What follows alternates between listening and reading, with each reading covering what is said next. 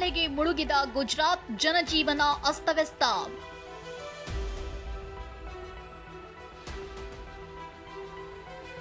ಜಲಪ್ರಳಯಕ್ಕೆ 28 ಬಲಿ, 18,000 ಜನರ ರಕ್ಷಣೆ. ಕಾರುಗಳು ಕೊಚ್ಕೊಂಡು ಹೋಗ್ತಿವೆ, ಮೊಸಳೆಗಳೇ ರಸ್ತೆಗೆ ಬರ್ತಿವೆ, ಊರಿಗೆ ಊರುಗಳೇ ನದಿಗಳಂತೆ ಮಾರ್ಪಟ್ಟಿವೆ. ರಣಮಳೆಗೆ ಗುಜರಾತ್ ತಲ್ಲಣಗೊಂಡಿದೆ.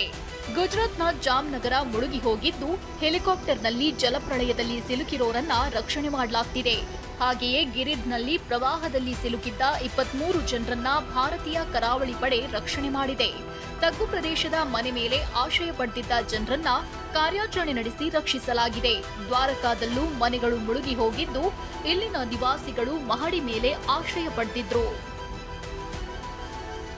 ಭಾರೀ ವರ್ಷಧಾರೆಯಿಂದಾಗಿ ಗುಜರಾತ್ನ ಬಹುತೇಕ ಜಿಲ್ಲೆಗಳಲ್ಲಿ ಜನಜೀವನ ಸಂಪೂರ್ಣ ಸ್ತಬ್ಧಗೊಂಡಿದೆ. ವಸತಿ ಪ್ರದೇಶಗಳು ಜಲಮಯವಾಗಿರೋದ್ರಿಂದ ನಿವಾಸಿಗಳಿಗೆ ದಿಕ್ಕೆ ತೋಚದಂತಾಗಿದೆ. ಅಕೋಟಾ ಸ್ಟೇಡಿಯಂ ಪ್ರದೇಶದ ಮನೆಯೊಂದರ ಮೇಲೆ ಮೊಸಳೆ ಕಾಣಿಸಿಕೊಂಡಿದ್ದು, ನಿವಾಸಿಗಳು ಆತಂಕಗೊಂಡಿದ್ದಾರೆ.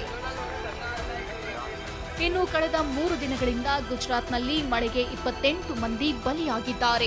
ಪ್ರವಾಹ ಪೀಡಿತ ಪ್ರದೇಶಗಳಿಂದ 18,000 ಜನರನ್ನ ಸ್ಥಳಾಂತರಿಸಲಾಗಿದೆ. 11 ಜಿಲ್ಲೆಗಳಲ್ಲಿ ರೆಡ್ ಅಲರ್ಟ್, 22 ಜಿಲ್ಲೆಗಳಲ್ಲಿ ಯೆಲ್ಲೋ ಅಲರ್ಟ್ ಘೋಷಿಸಲಾಗಿದೆ. ಇದು ಗುಜರಾತ್ನ ಅವಾಂತರವಾದರೆ, ರಾಷ್ಟ್ರ ರಾಜಧಾನಿ ದೆಹಲಿಯಲ್ಲೂ ಜನ ಹೈರಾಣಾಗಿ ಹೋಗಿದ್ದಾರೆ. ಭಾರೀ ಮಳೆಗೆ ಪ್ರಮುಖ ರಸ್ತೆಗಳು ಜಲಾವೃತಗೊಂಡಿವೆ. ಅಂಡರ್ ಪಾಸ್ಗಳು ಮುಳುಗಿದ್ರಿಂದ ವಾಹನ ಸವಾರರು ಪರದಾಡಿದ್ರು. Bureau report, TV9.